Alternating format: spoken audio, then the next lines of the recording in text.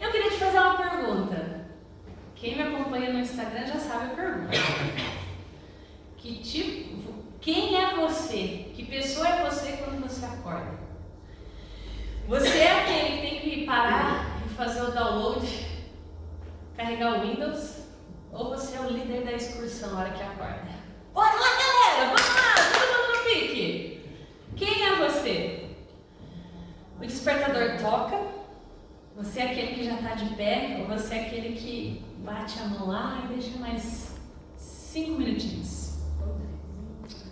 Mais 5, 10. 10. O problema é quando você bate a mão e esquece esse 10 e não volta nunca mais. Né? Aí a hora que você já sai correndo atropelado, né? Mas aí o fato é que quando ele volta não tem jeito, você sabe que já deu o teu limite. Se você ficar mais um pouco, você vai se atrasar. O fato é que alguns precisam assim de 5 segundos para olhar ao redor, saber onde está, reconhecer, e aí vai, levanta, toma banho, faz tudo. Mas tem aqueles que precisam assim parar, sentar na beirada da cama, olhar, carregar a alma, né, pro corpo. Mas o fato é que independente de quem você seja, eu acredito que logo de manhã você já recebeu uma enxurrada de informação. Se você é aquele que acorda e já pega o seu smartphone, aliás, ele dormiu do seu lado, né? Se duvidar, debaixo do seu travesseiro. Você já abre, ou você já liga a TV, né? E você vai ouvindo várias vozes. Bom dia, tudo bem? Sempre tem aquela tia, aquele tio que já joga 20 mensagens de bom dia no grupo da família. Tem a pastora que joga lá devocional, 5h30 da manhã você acorda e fala assim, meu Deus do céu, já é 7 horas, como assim? Já faz 2 horas que a mensagem está aqui. Ai, ai. Ou então você é aquele que liga a TV, e aí você senta, e aí começa, mais uma operação tampa-buraco em São Carlos, mais um radar novo nas vias de São Carlos. Você fala, gente, para. 8 horas e meio, notificação do banco, seu limite foi excedido, a compra não foi realizada. Sabe aquelas notificações que você pode cancelar, mas parece que eu não sei o que acontece no telefone, o negócio parece que brota do nada? Ou o telefone toca com aquele número estranho, que você não tem a mínima ideia de quem seja, e você resolve não atender, porque afinal você não sabe quem é. E se é privado, eu vou deixar a pessoa com esse direito de continuar privado. Não sabia, né? Ai, ai. Ou então, mas Gisele, não, eu sou aquela pessoa que eu já deixo o smartphone na sala para não passar por isso. E aí você vai fazer seu café e você descobre que não tem açúcar. Aí você abre o armário e sua voz interior diz para você, você precisa ir no mercado, senão você não come hoje.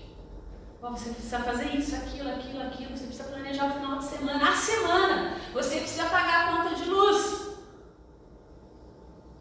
O fato é que, independente de quem você seja, a hora que você acorda tem inúmeras vozes na sua cabeça. Inúmeras. 300 anos antes de Cristo, o filósofo grego Zenão jamais imaginou nas suas declarações que as suas declarações seriam uma arma tão poderosa para um mundo igual ao nosso. E ele diz o seguinte, eu tenho certeza que você já ouviu essa frase: nós temos 2 ouvidos para ouvir e apenas uma boca. Por isso a gente deve ouvir mais e falar menos. Se a Grécia Antiga fosse tão barulhenta quanto o mundo de hoje, tenho certeza que Zenão teria mudado de ideia. Quantas vozes? Zenão nunca ouviu um jato de 140 decibéis passando em cima da sua casa. Ou a prefeitura fazendo tapa-buraco na rua da sua casa. A hora que você resolve parar um pouquinho para aqueles 10 minutinhos a mais, né? Parece que o pessoal acordou cedo. Ele não andou nas ruas de São Carlos num dia de trânsito movimentado, não ouviu buzina, não ouviu caixa de som daquele carrinho que para do lado, rebaixar, 7 horas da manhã. Ele não ouviu isso. E talvez ele não passou a noite no seu apartamento com o vizinho do lado que resolveu dar uma festa, botando aquele funk batidão até as 2 da manhã. Ele não ouviu. Ouça mais e fale menos. Parece uma bobagem, né? E há certas ocasiões em que uma das poucas coisas que podem proteger a nossa sanidade mental e a nossa audição, já que estamos no janeiro branco, talvez seja abrir a boca e falar um pouco, pôr pra fora, desabafar, nem que seja para dar um grito no travesseiro para desestressar desse mundo louco. E aí, eu queria pensar com você que talvez o mais triste não seja o fato da sua privacidade ser invadida com tantas vozes. E nem o mais triste no meio de tanto barulho, talvez seja você não ouvir as vozes que são necessárias ouvir. Deus está tentando se comunicar através de uma dessas vozes. E isso é inusitado. Porque a palavra diz que a sabedoria anda pelas ruas gritando. E se ela grita, talvez seja porque ninguém está ouvindo. E no meio de tantas vozes, ela também está falando. E Deus é a voz da sabedoria. E aí, mesmo no meio de tantos ruídos, confusões, informações, vozes, né, insensatas, que a gente tenta se afastar, que a gente tenta desligar, Deus também está falando. E agora? E agora, José? Já diria o ditado, né? Quando Salomão escreveu os provérbios, como ele mesmo diz depois em Eclesiastes, não há nada novo debaixo do sol, ele já sabia do que ele estava falando. E é um pouquinho sobre isso, sobre o convite da sabedoria para ouvir que a gente vai falar hoje. Então, Provérbios 1. Eu vou ler um texto um pouquinho mais extenso, do 8 ao 33. Eu vou ler na Nova Almeida atualizada, mas vai dar para você acompanhar na revista e atualizada, não é muito diferente. E a palavra diz o seguinte: meu filho, ouça o ensino do seu pai, e não despreze a instrução da sua mãe, porque será um diadema de graça para a sua cabeça e colares para o seu pescoço. Meu filho, se os pecadores quiserem seduzir você, não consinta. Talvez eles digam: venham conosco, vamos preparar uma emboscada para matar alguém, vamos espreitar os inocentes, ainda que sem motivo, vamos engoli-los vivos, como o mundo dos mortos, e inteiros, como os que descem ao abismo. Acharemos todo tipo de bens preciosos, acharemos a nossa casa de despojos, juntem-se a nós, teremos todos uma só bolsa. Meu filho, não se ponha a caminho com eles, fique com os pés longe das suas veredas, porque os pés deles correm para o mal e se apressam a derramar sangue. Pois em vão se estendem a rede se a ave estiver olhando, mas estas armam emboscadas contra o seu próprio sangue e ficam à espreita contra a própria vida.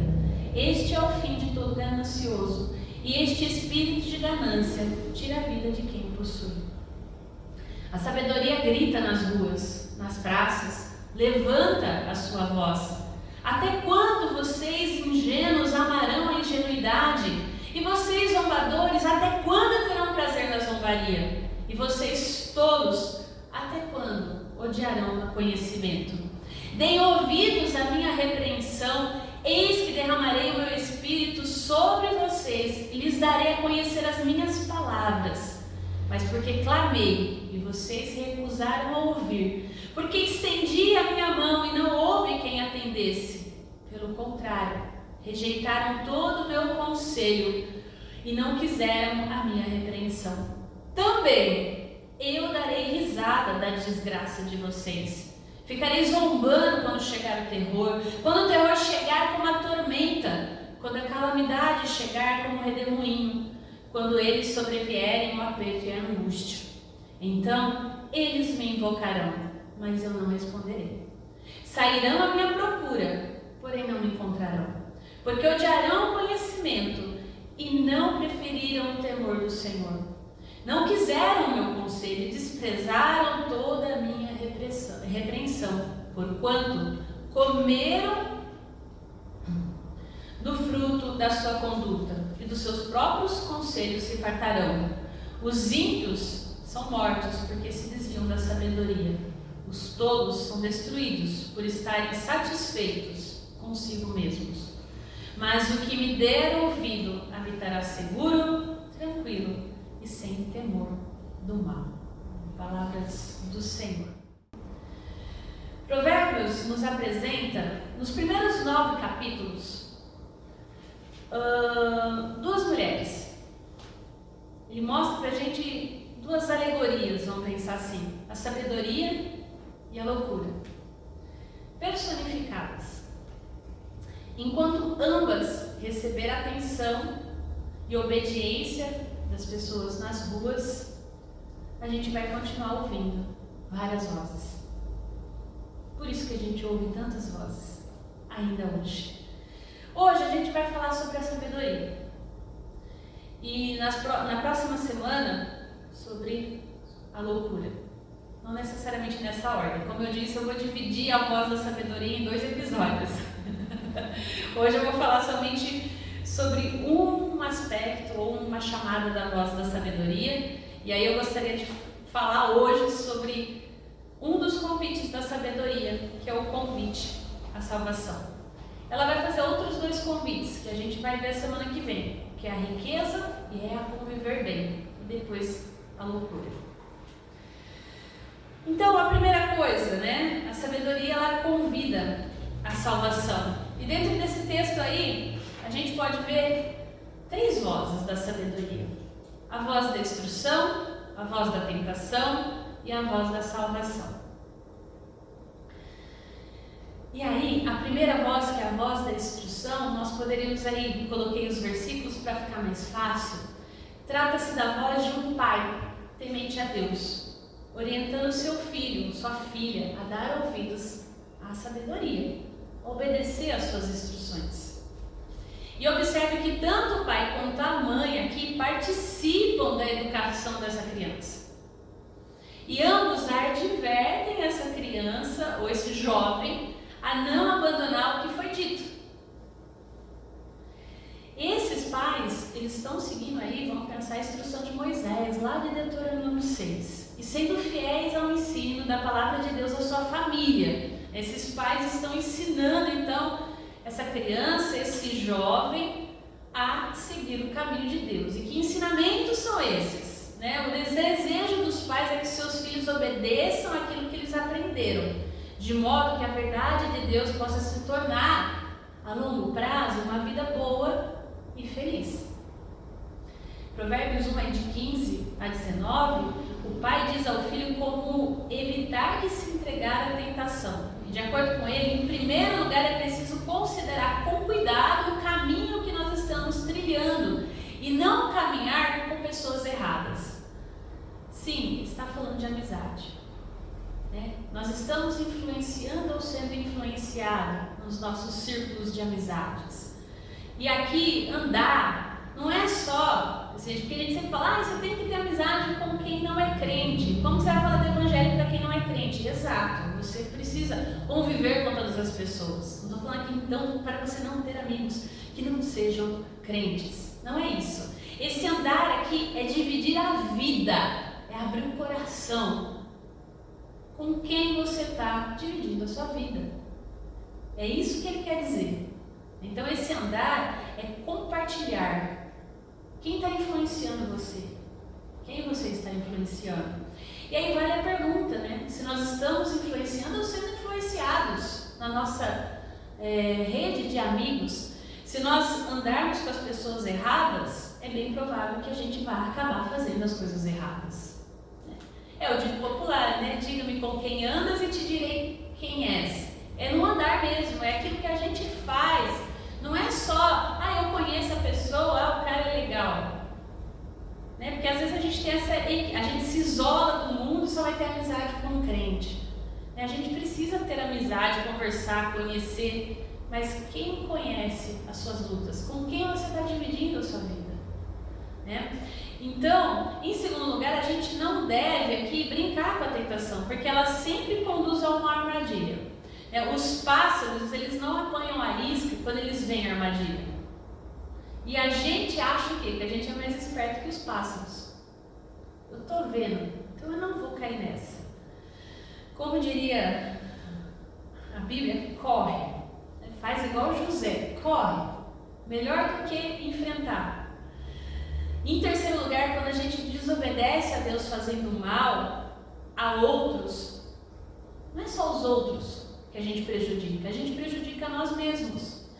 Porque a gente acaba caindo no mal que a gente está ajudando a fazer. Então nós temos de liberdade de fazer bem qualquer coisa. Mas o fato é que tudo aquilo que a gente faz, cedo ou tarde, a gente vai pagar o preço pelas nossas escolhas. E aí aqui não estou falando de teologia não. Não estou falando de uma teologia retributiva. Então você faz, você recebe. A gente sabe que algumas escolhas erradas, elas vão ter um preço alto demais para a gente pagar. A gente não vai dar conta. É fato. Né? Não é só, então se você não fizer, Deus vai te amaldiçoar. Não é isso. É uma questão simples mesmo. É isso que o sábio quer dizer. Se eu temo a Deus, e eu sei que alguns caminhos são errados e não vai agradar o Senhor, eu não vou fazer. Mas às vezes eu faço o mal que eu não quero. E a palavra diz que Ele está a ponto para transformar esse mal em bem, em redimir os nossos caminhos, né? Então, nesse sentido, quando a gente sacrifica o presente em troca de um prazer imediato, a gente faz um péssimo investimento. Porque a gente está investindo em nós, e não no que é eterno. Depois a gente tem a voz da tentação, no verso 11 e 14. Qualquer um que torna mais fácil alguém desobedecer a Deus, certamente não é amigo. Não vai fazer, não faz isso não. Isso não é bom, olha esse caminho aí, você só quer trabalhar, só quer estudar, não quer curtir. Parece uma oferta empolgante no primeiro momento, mas leva a desgraça. Por quê? Porque você sabe que você às vezes está perdendo tempo. E como é triste saber que há pessoas que têm prazer em fazer o mal. E como é tolo da parte delas acreditar que os seus ganhos ilícitos, imediatos, vão satisfazer os seus desejos. Porque não vão. Que depois que acabar aquele prazer momentâneo, posteriormente vem o vazio. E o vazio é pior que o prazer momentâneo. É uma troca que não vale a pena. É rejeitar os tesouros eternos da sabedoria em troca de quinquilharia barata. É pouco. Nessa negociação, o que se perde? Acaba se perdendo a alma. E aí, a sabedoria tem a voz da salvação. E aí, de que maneira a sabedoria se comunica? Numa voz alta e clara. Ela grita. Ela grita. Ela grita por meio da criação e ela grita por meio da nossa consciência. Você sabe que você está errado.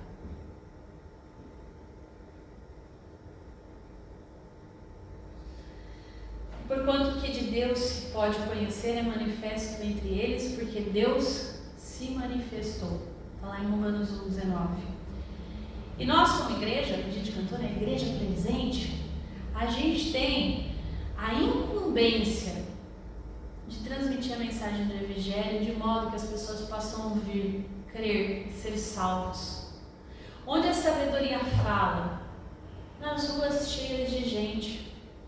Nos lugares públicos, onde as pessoas atarefadas se reúnem para cuidar das suas vidas, lá no seu trabalho, na sua casa, no seu smartphone. A sabedoria fala, ela grita nas redes sociais, no meio de um turbilhão de informação e de escolhas a se fazer. A verdade de Deus ela é destinada a todos, não é uma pequena elite, não são só algumas pessoas. É o que ele fala no 20, devemos compartilhar na rua, na praça, no alto dos muros, à frente das portas e nas cidades. A sabedoria vai até a porta da cidade. Aqui é aquela ideia que era naquela período de Salomão era onde os líderes da cidade se reuniam para discutir os negócios, para julgar as questões. O fórum ficava na porta da cidade. Os anciãos ficavam na porta da cidade. Você tinha uma situação para resolver, era lá que você ia resolver. Então, não importa onde as pessoas estejam.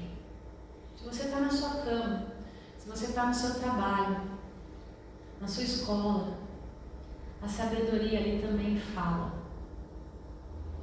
Ela grita pra gente. A quem a sabedoria se dirige? E aqui é interessante pra gente. Há 3 tipos de pecadores, ou de loucos. E é interessante porque aqui no original tem 3 palavras diferentes para esse nécio, louco ou tolo. O quesil, que é o nécio grosseiro, estúpido.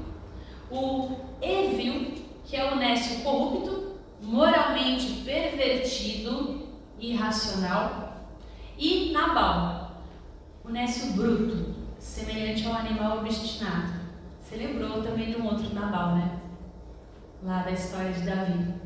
É a mesma palavra, é o mesmo nome. Então são 3 tipos. Vamos pensar aqui que seriam os nécios, os escarnecedores e os loucos. Os nécios são pessoas ingênuas que acreditam em qualquer coisa. É a ingenuidade. Falou para ele, ele acredita. Mas eles não examinam. São crédulos. E eles vão para onde o vento sopra. Os escarnecedores, eles são ao contrário. Eles pensam que eles sabem tudo.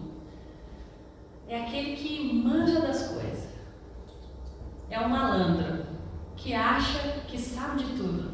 Se riem das coisas, se acham importantes.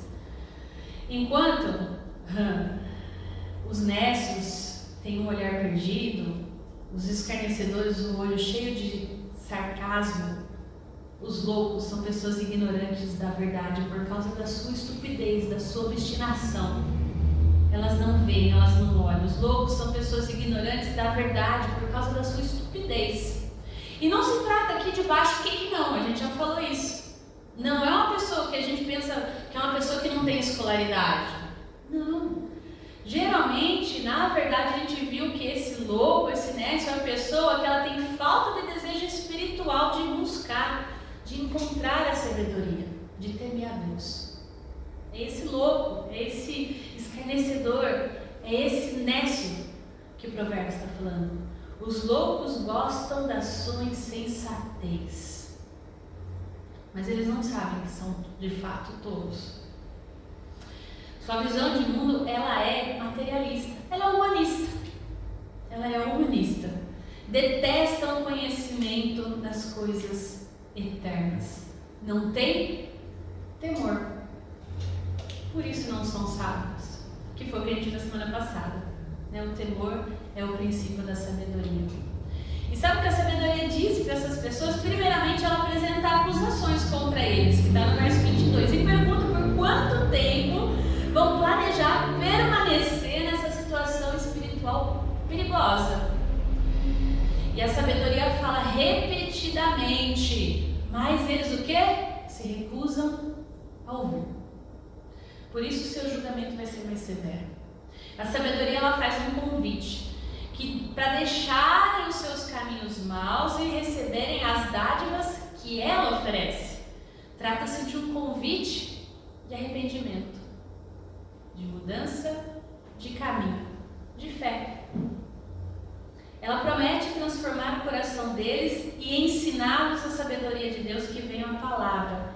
E de que maneira esses nécios, escarnecedores, loucos, respondem à sabedoria. Além de se recusar a ouvir a sua voz, eles não aceitam a sua mão estendida. Riem das suas advertências e zombam das suas palavras. E olha aí, e esse eu fiz questão na leitura de enfatizar no verso 26, o advérbio também. E também, tendo em vista que eles riem da sabedoria, um dia é ela que vai rir deles.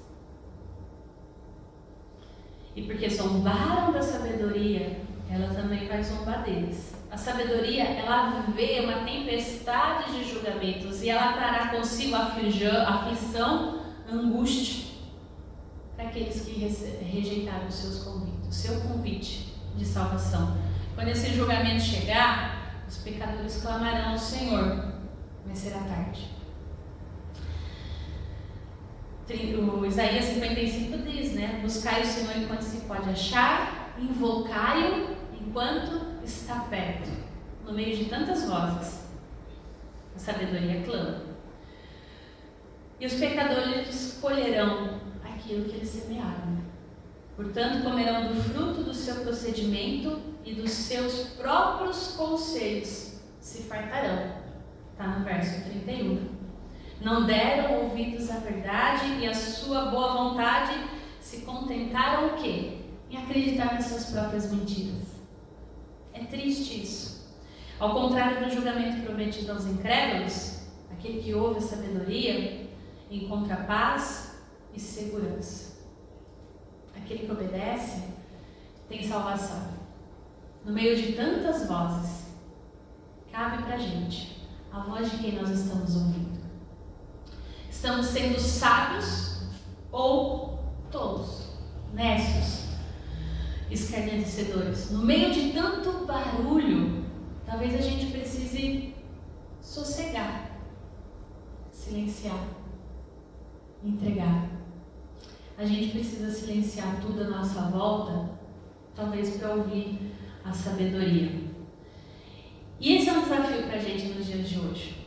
Silenciar-se.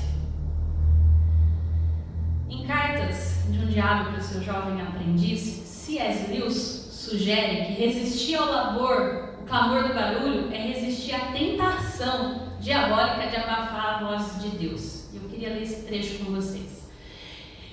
Nas palavras do demônio, protagonista de Lewis, é um livro que vale a pena você ler. O inferno, ocupado pelo barulho, ruído, o grande dinamismo, a expressão audível de tudo que é exultante, cruel e viril.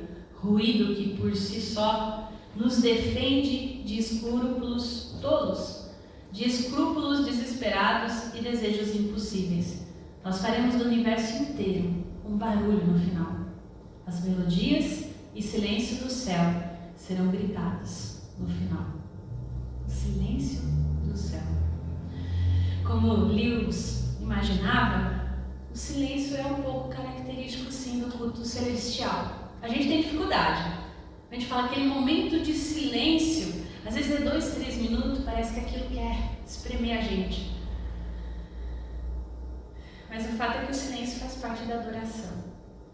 Enquanto o ruído, esse monte de voz, carrega consigo um poder desumanizador e talvez até diabólico, como diria Lewis.